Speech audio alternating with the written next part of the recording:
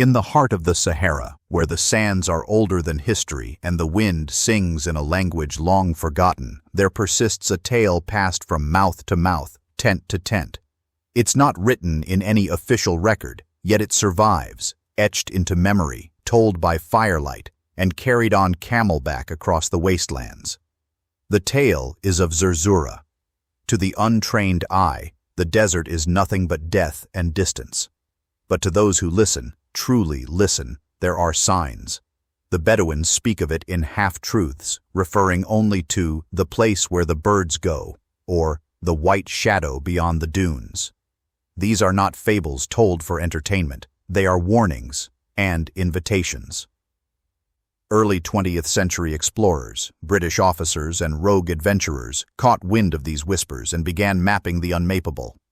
Armed with rudimentary compasses and sand-clogged engines, they scoured the Gylf Kabir Plateau and the Great Sand Sea, noting anomalies, valleys where none should be, tracks in the dust too straight to be natural, and heat waves that shimmered with suspicious geometry.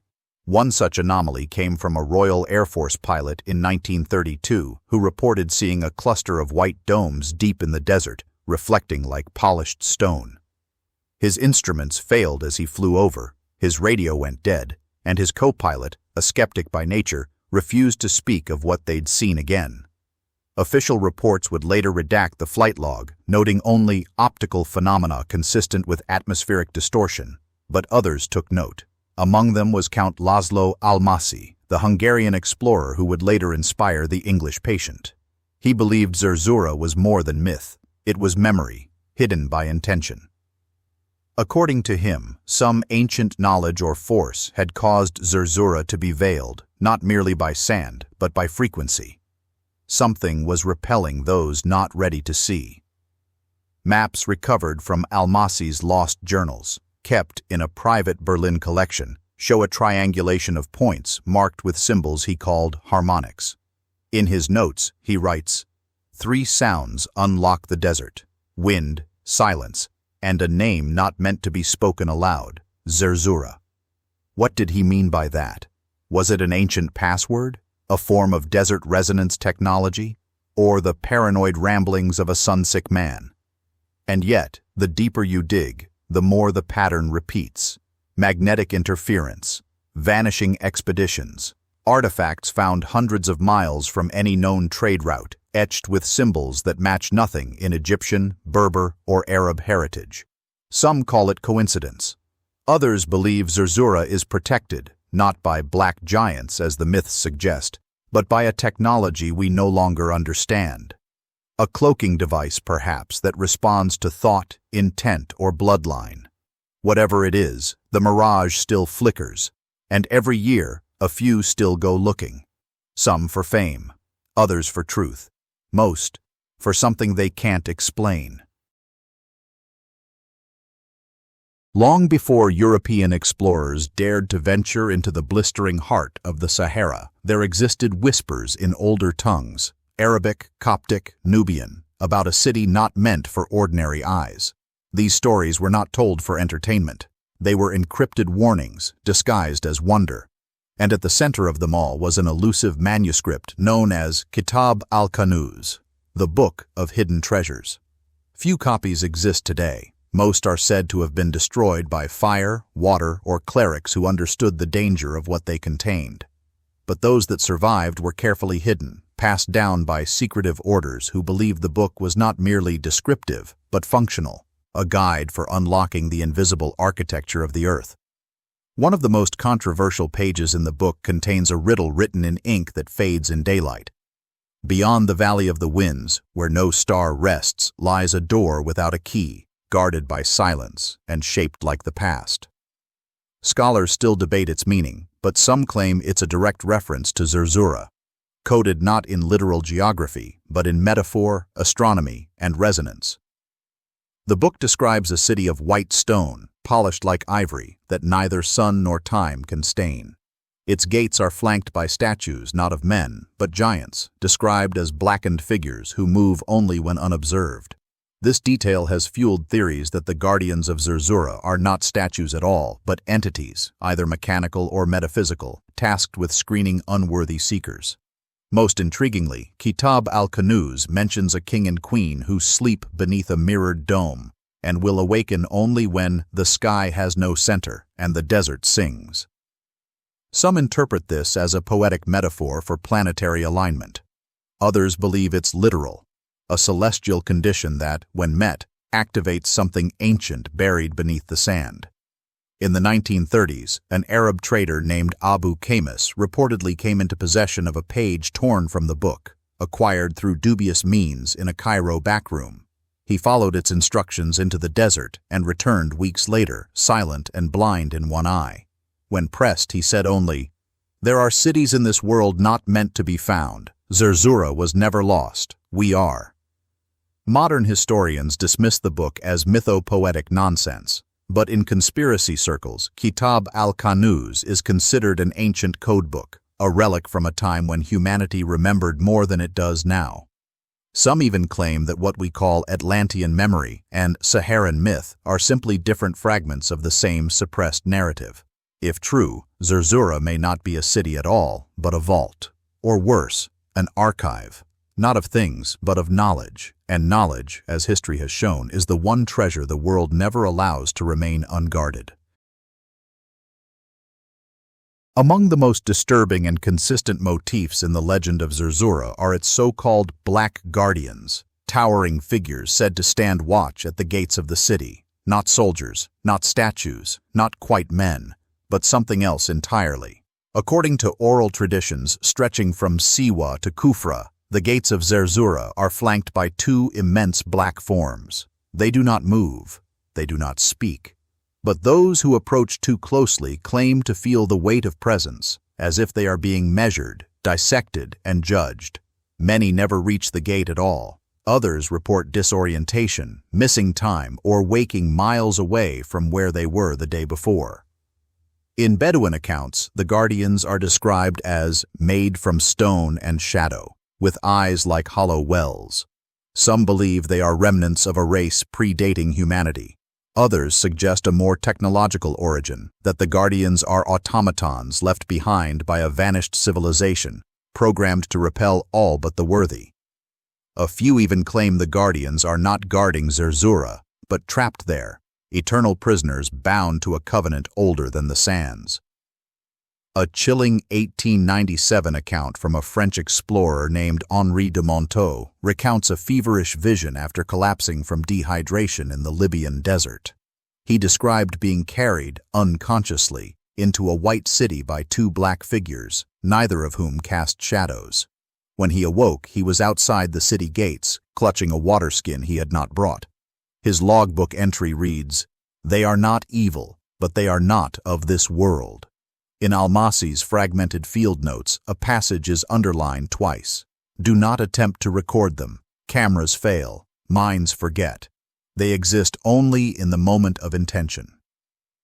This description aligns with recent neurological studies into so-called cognitive blind spots, regions of the brain that can be manipulated to suppress or delete immediate memory under certain conditions.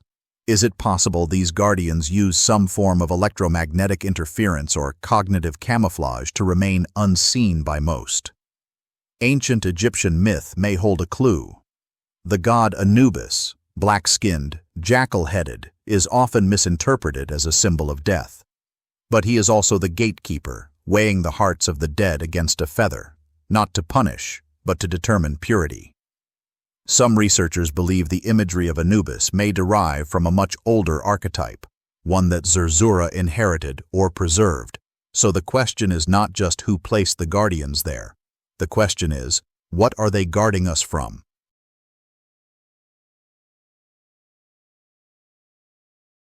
In the desert, water is more than survival, it is the divine. And in the story of Zerzura, water flows where it should not, defying logic, geography, and time. It is said that the White City rests beside a lush oasis, an anomaly so unnatural in its abundance that even seasoned Bedouins hesitate to speak its name aloud. Travelers who claim to have glimpsed Zerzura often begin their accounts not with walls or towers, but with green. Dense groves of date palms, pomegranate trees heavy with fruit, and ferns not native to the region. Birds sing in tongues not heard elsewhere. The water, they say, is warm, not hot from the sun, but warm like blood or breath. It runs clear from subterranean springs that appear to have no geological source. Geologists are baffled. The Libyan desert is among the driest places on Earth. Yet in the few uncharted wadis near the Gilf Kebir and Uwainat, signs of underground aquifers have been detected, sealed away under thick rock layers, unreachable by natural means. Could Zerzura's oasis tap into these lost rivers? Or is it something else entirely? Some believe the oasis is artificially sustained, a relic of a forgotten technology, an environmental stabilizer from a pre-cataclysmic civilization. One researcher proposed the theory of bioharmonic irrigation, where water is pulled to the surface by resonant frequencies tuned to the Earth's natural electromagnetic rhythms. It's wild speculation, of course, but so is the idea of an untouched paradise in one of the harshest landscapes on the planet. More unsettling are the reports of water that heals. In one story from 1926, a Tuareg guide led a European cartographer into a ravine where a trickle of water emerged from smooth, black stone. The cartographer, suffering from a desert fever, drank deeply, and by morning his fever had vanished, leaving no trace of illness. The guide refused to return to that spot, saying only, "The water knows who drinks." Others have spoken of reflections that do not match the drinker, of pools that show night when it is day. Some insist the water holds memory, or that it chooses who can see Zerzura and who cannot. Modern scientists dismiss such claims as hallucinations brought on by dehydration, or suggest that the area may emit naturally occurring psychoactive compounds. But if that's true, why do the descriptions remain so consistent across centuries, cultures, and continents? Maybe Zerzura's oasis is not a reward, but a filter, a test, or perhaps a mirror, offering you not what you want, but what you are. To those who speak of Zerzura, there is one motif that returns again and again, one both poetic and peculiar: birds. Not merely their presence, but their voice, their songs. The legend translates the name Zerzura as the Oasis of Little Birds, and in nearly every credible account, the sound of birdsong is the first, and sometimes the only, sign that one is approaching the White City. But these are no ordinary birds. Travelers describe them as pale-feathered, almost translucent under the desert sun. They appear suddenly and without explanation, often in places where birds should not exist, hundreds of kilometers from the nearest water. Some accounts describe them speaking, or at least mimicking human words. Others say they repeat phrases only the traveler knows, whispered during sleep or thought, but never said aloud. In 1911, an Egyptian guide named Farouk al-Nasir claimed he was led to an unknown wadi by a flock of white birds that circled his camp 3 nights in a row. He followed them, and though he found no city, he discovered a cave with pre-dynastic symbols etched into the walls, symbols later confirmed to be older than the earliest known hieroglyphs. This is not unique. Several explorers, including Almasi, report hearing melodic sequences near the supposed site of Zerzura that mirrored classical Arabic verse or encoded mathematical ratios, music as message, not mere noise. One researcher suggested the birds act as acoustic lures, using pattern recognition and biomimicry to draw select individuals toward the city while confusing or misleading others. A more esoteric theory links the birds to ancient Egyptian beliefs about the Ba, the soul represented as a bird with a human head. In this context, the birds of Zerzura might be more than fauna. They may be ancestral echoes, guiding or testing those who seek entry. What if Zerzura's true gatekeeper is not stone or shadow, but sound?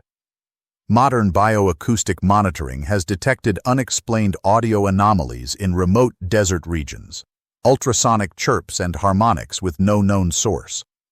The birds, if they exist, may be biological artifacts of a civilization that once communicated through resonance. They could carry code, emotion, or even memory on their wings. And so the story of Zerzura becomes not just visual, but auditory, a symphony of direction, warning, and welcome, heard only by those tuned to the right frequency of belief.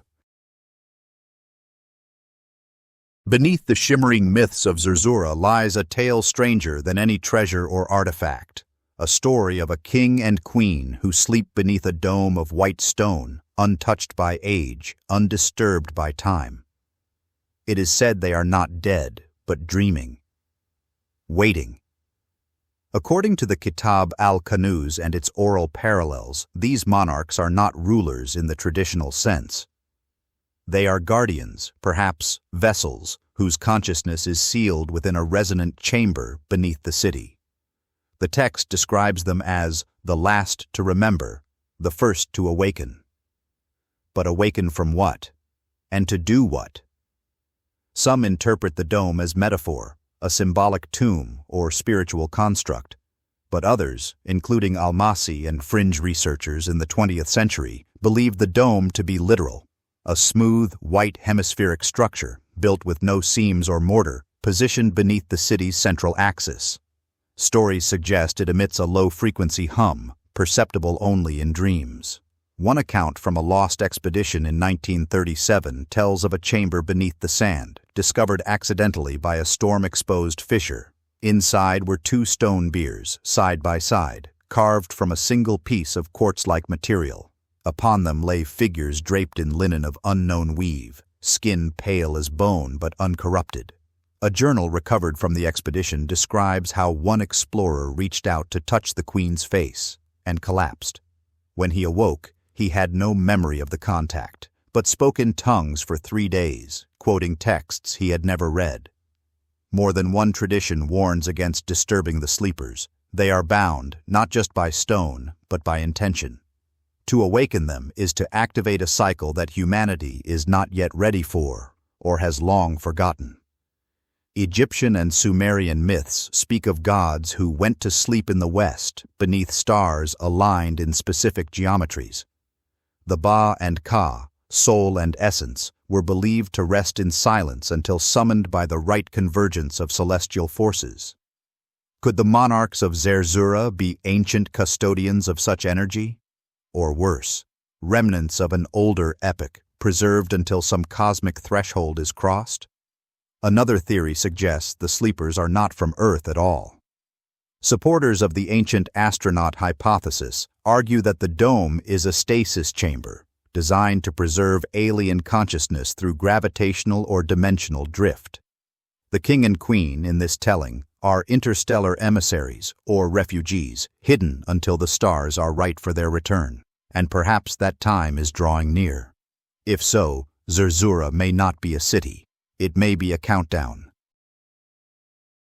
Zerzura is not just legend because of what it hides, but because of how it was built.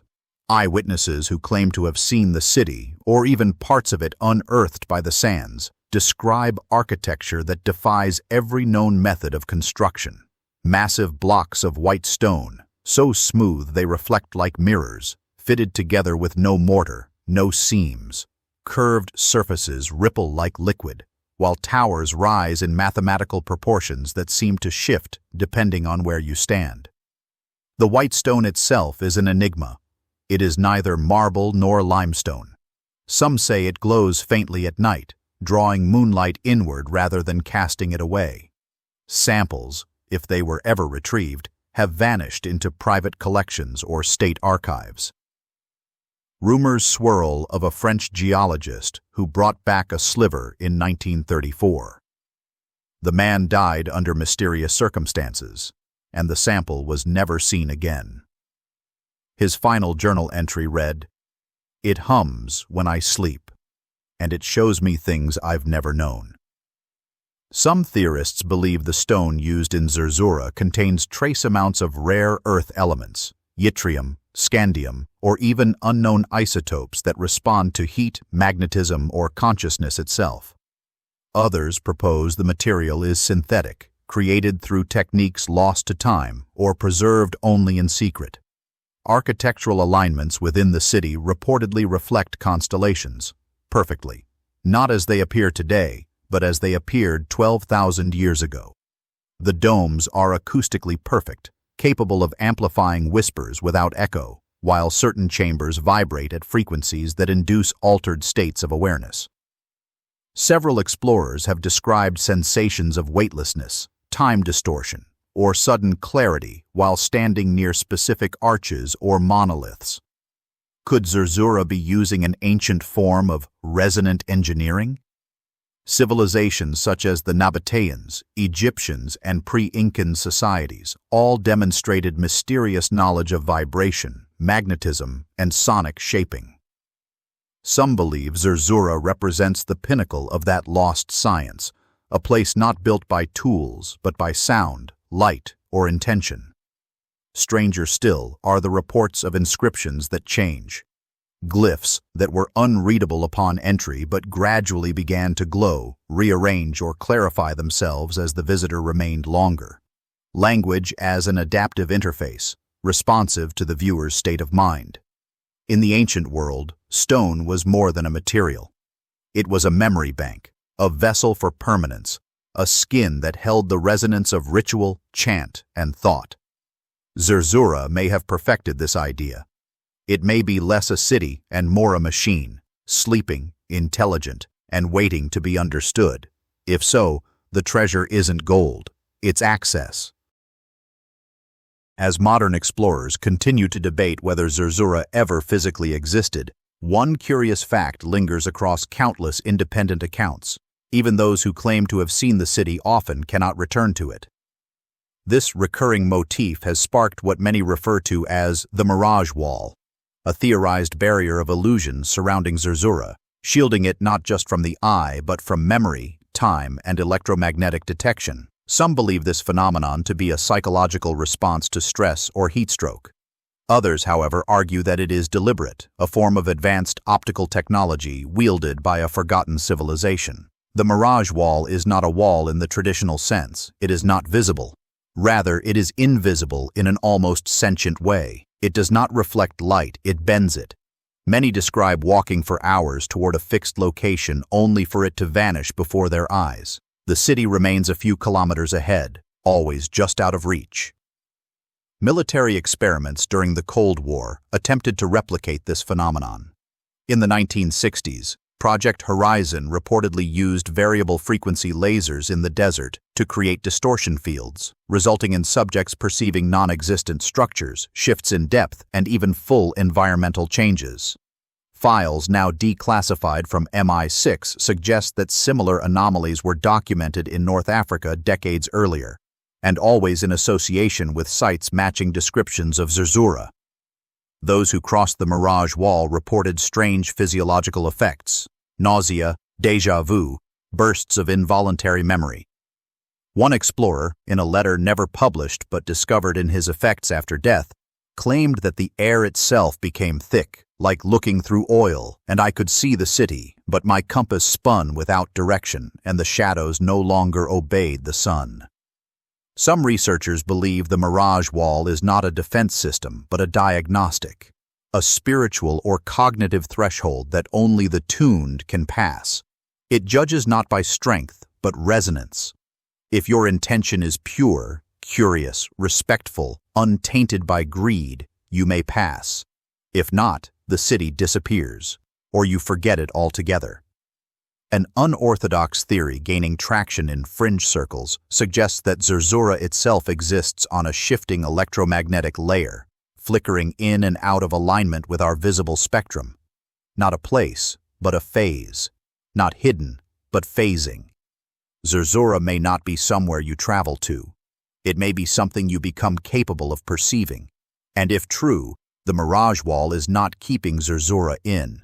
It's keeping the rest of us out. The history of Zerzura is paved with disappearance, not just of cities and myths, but of the people who dared to search for them.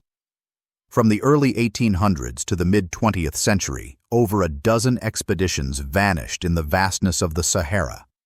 Most are chalked up to dehydration, bandits, or getting lost in a landscape where sand devours tracks in minutes.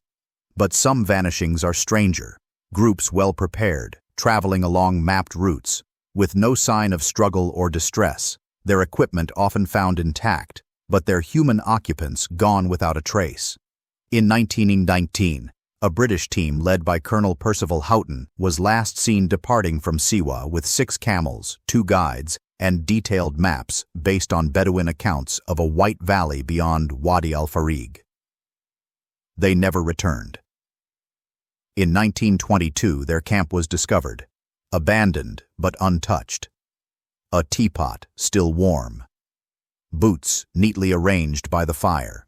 No blood, no struggle. Only a single line carved into a stone nearby. They came from light, not sky. One of the most famous disappearances was that of the Czech explorer Emil Šepta in 1935. He had spent years collecting fragments of the Kitab al-Kanuz and believed he had found a cipher to locate the true entrance to Zerzura. His final transmission from the deep desert reported proximity resonance confirmed, stone warm to touch, markings glowing, no wind. Then silence. Weeks later, a pilot spotted strange geometric patterns carved into the sand where Šepta was last known to be. By the time ground crews arrived, the patterns were gone, erased overnight by winds that hadn't blown. More recently, even satellite surveillance has experienced anomalies over certain regions of the Libyan desert. Footage glitches, resolution drops, and entire frames vanish. An ESA, European Space Agency operative, anonymously leaked footage showing a flicker, a white dome appearing for a fraction of a second in otherwise empty frames. There are whispered stories among Bedouin elders of those who did return, but they were never the same. Silent, distant, or worse, unhinged. One such man, referred to only as Yusuf the Broken, reportedly walked out of the desert after 39 days, barefoot and wrapped in linen that shimmered like fish scales. He spoke only in riddles, often whispering the same phrase in Coptic. The doors are memory, not stone. These disappearances and returns hint at a mechanism deeper than mere misfortune. Zerzura, if it exists, may not want to be found, or perhaps it chooses who may remember, who may forget, and who must never leave. To approach the White City may be to approach a boundary not just in space, but in perception. Cross it, and you may find truth, or lose everything. While the myths of Zerzura often drift toward dreamlike abstraction, there exists a surprisingly grounded thread in the form of encoded maps, hidden coordinates buried within manuscripts, carvings, and even oral chants passed down through desert tribes. At the heart of this theory is the belief that Zerzura was never meant to be found easily.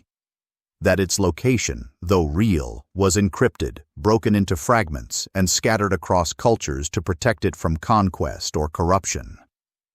One of the most prominent sources of these hidden maps is the Kitab al-Kanuz, already steeped in mystique.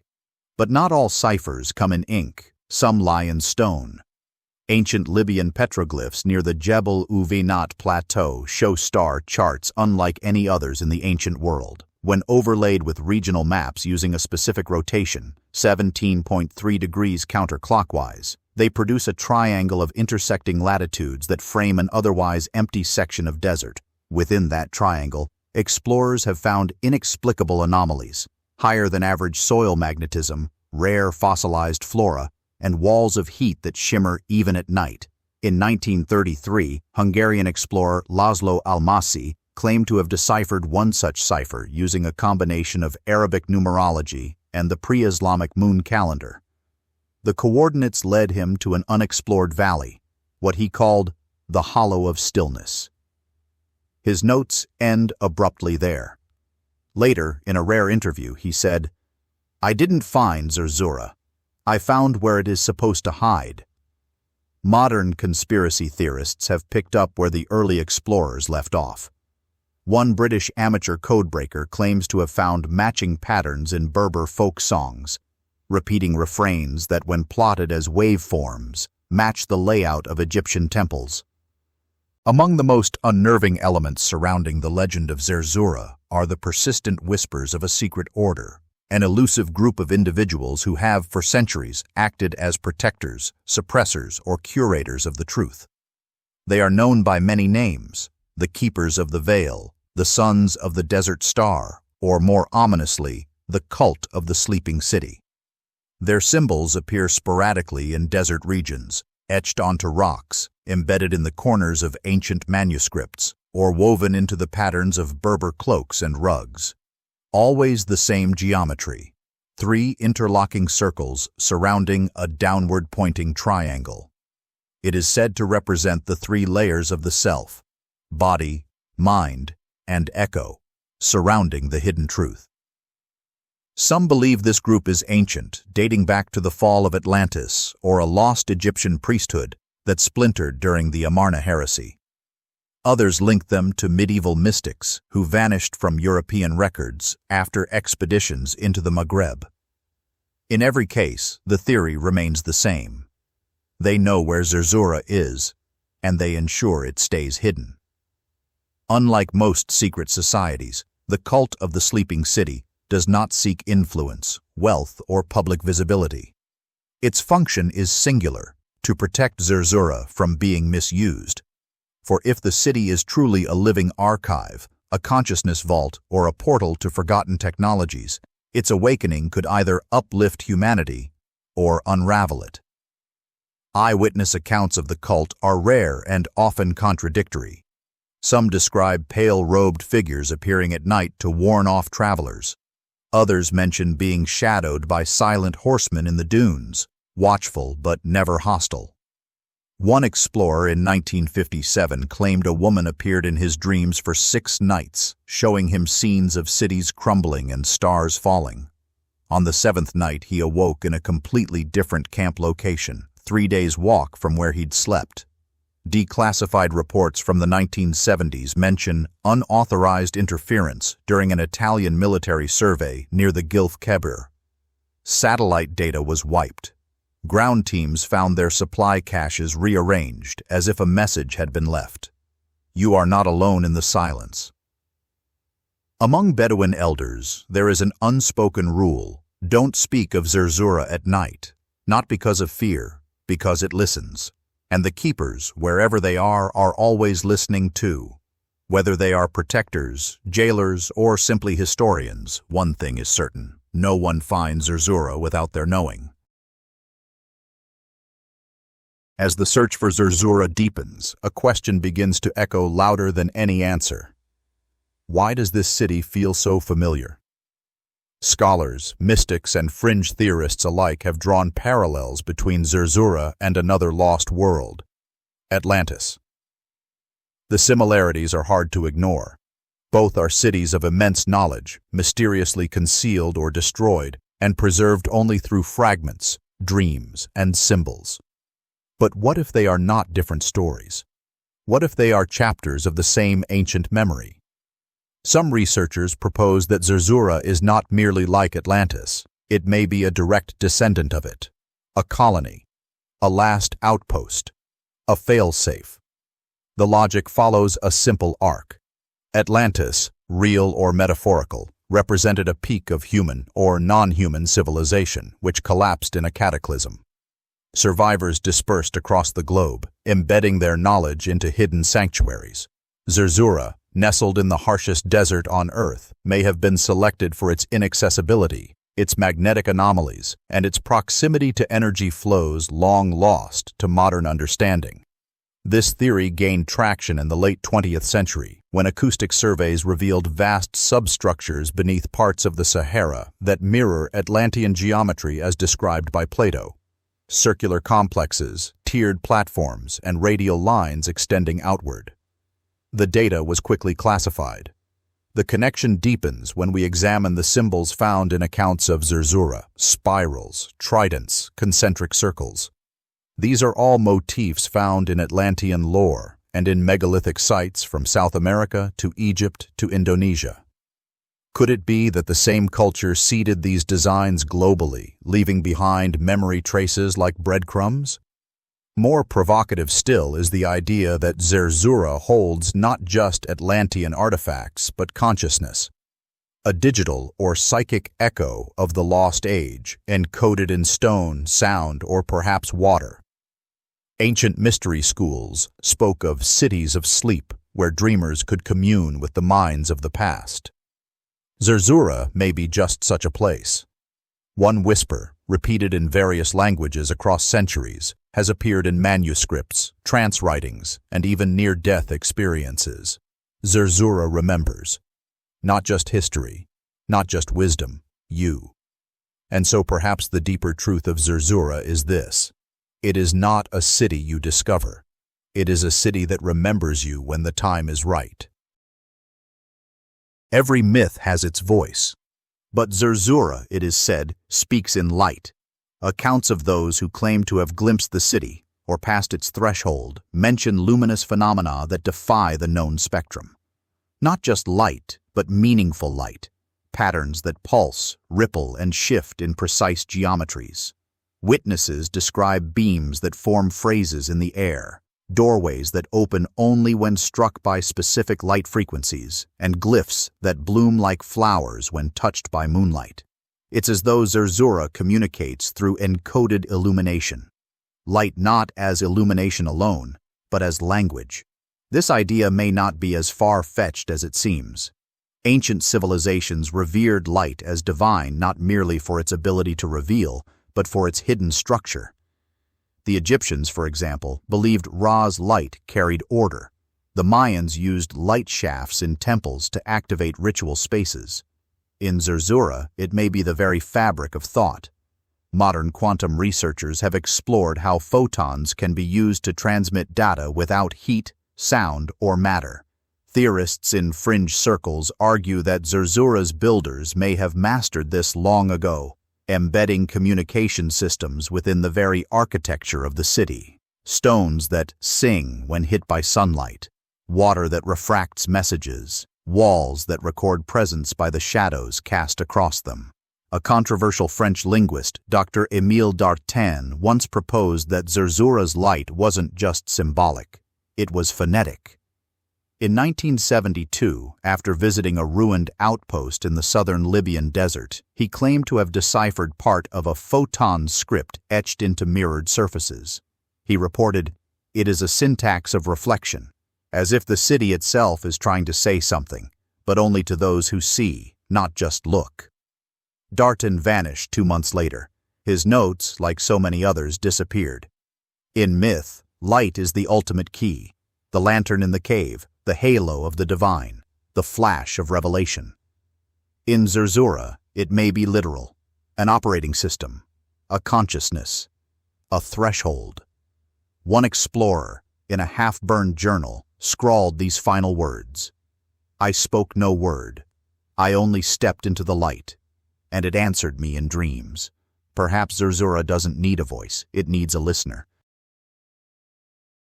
If there is one truth whispered beneath the mystery of Zerzura, it is this: the city is not hidden merely to protect it. It is sealed to protect us. Throughout history, legends of forbidden places often follow a pattern. Wondrous cities closed off to the world, guarded by riddles, sealed behind veils of time and spirit. In every case, those who force entry suffer not a physical punishment, but something deeper. Minds unravel. Time slips.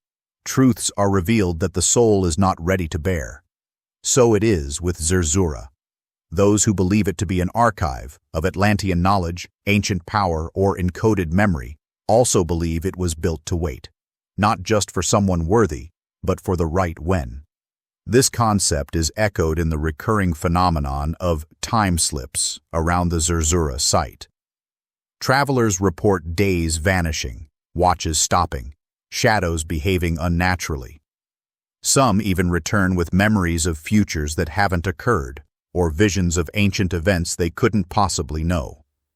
A former RAF pilot once described flying over the desert and seeing 2 suns on the horizon, one setting, one rising. The Kitab al-Kanuz describes the city's clock as being celestial, not mechanical. When the sky forms the mirror and earth holds breath, then shall the seal of Zerzura open. Most interpret this as a rare planetary or galactic alignment, an astronomical event not yet upon us. Others suggest that the seal is not external at all, that it is encoded in human consciousness itself. Zerzura, they say, is designed to open only when the collective human psyche reaches a threshold of knowledge, of balance, of spiritual maturity. A growing theory holds that the so-called cult of the sleeping city is not guarding a place, but guarding a timeline, ensuring that no one triggers the gate before we are ready. Because once opened, the knowledge inside will change everything, and if opened too soon, it may shatter what little balance remains. A transmission, allegedly intercepted from a black site in 1997, reads only this: Zerzura confirmed. Locked. Repeat. Locked. Clock ahead of species. Recommend continued obfuscation. Protocol. Mirage. If true, then every myth, every mirage, every vanishing explorer and glowing rune has not been warning us away. They've been warning us to wait, because some doors, once opened, do not close again. In the end, Zerzura is not about treasure. It is not even about discovery. It is about remembrance, not just of who we were, but who we are meant to become. The final testimonies, those found scorched into cave walls, etched into dream journals, or buried in footnotes long erased from scholarly archives, suggest something profound. Zerzura is not merely a city. It is a mirror, one that reflects back to the seeker not gold nor glory, but truth. Some who found it left nothing behind. Others returned with gifts not physical, but metaphysical, an idea, a symbol, a feeling, a memory they never lived, but somehow always knew. In recent decades, strange dreams have been reported with increasing frequency among spiritual seekers, desert travelers, and even those with no connection to the Sahara at all. Dreams of white stone under moonlight, of birds whispering in forgotten tongues, of two sleeping figures beneath a dome of stars. One recurring element is always the same: a pool of water, impossibly still, in which the dreamer sees their own reflection, but changed. Behind them in the water is a city, always flickering, always distant, just out of reach. But sometimes, just before the dream ends, they hear a voice. It speaks no language, yet they understand. It says, "You have been here before."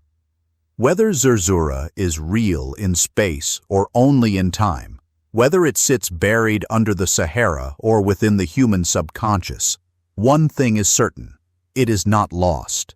It is waiting, waiting for the right alignment, waiting for the right eyes, waiting for memory to awaken within us and complete the circuit that was never truly broken, only forgotten. Zerzura is not a city to be mapped. It is a story that ends when we remember that we are part of it. And perhaps, when that moment comes, the white city will shimmer into view, not as a mirage, but as a return to a home we never knew we lost.